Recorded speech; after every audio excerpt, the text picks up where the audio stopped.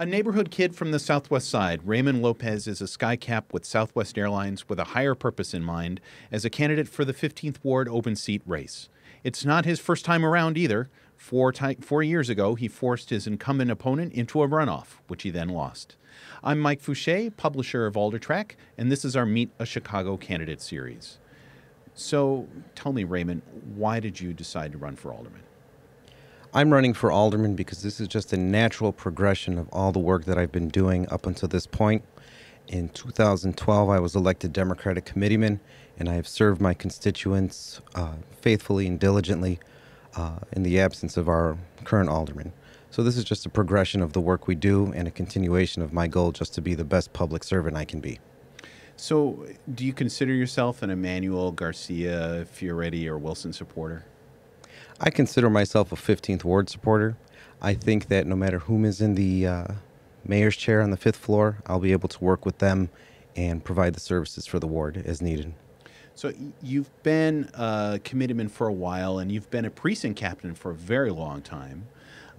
So you can probably rattle off some specific things in the neighborhood that you think that need to be fixed. But if there's one big citywide issue that you would focus on, what would it be? You know, my focus for the ward obviously is safety and security, but when it comes to the city, I would very much like to see us refocus ourselves as a society to care more and be more concerned about the less fortunate in our midst, the homeless, the disadvantaged, the victims of domestic violence.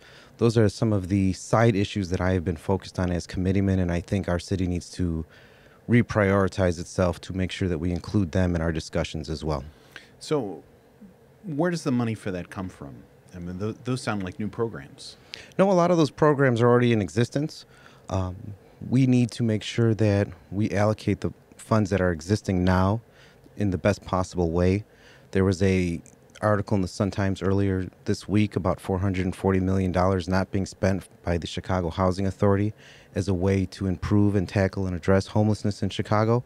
So there are funding sources available currently without having to increase taxes or cut from any existing program. Mm-hmm. So I'd like to see those used more efficiently throughout the city. Well, let's talk about a bigger budget bear, which is pensions. You told the Chicago Tribune that pension contributions cannot be delayed. Correct. So where does the money come to pay for that? I mean, the city really is broke when it comes to money that much. I mean, that's billions with a B. Well, right now what we're looking at is the $550 million contribution that the city should have paid but did not. The retirees made their contributions. The city withheld it as almost like its own personal line of credit. The payment is due.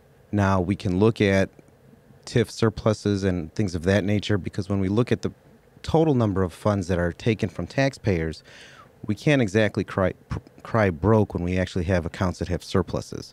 It's kind of like a contradiction in and of itself.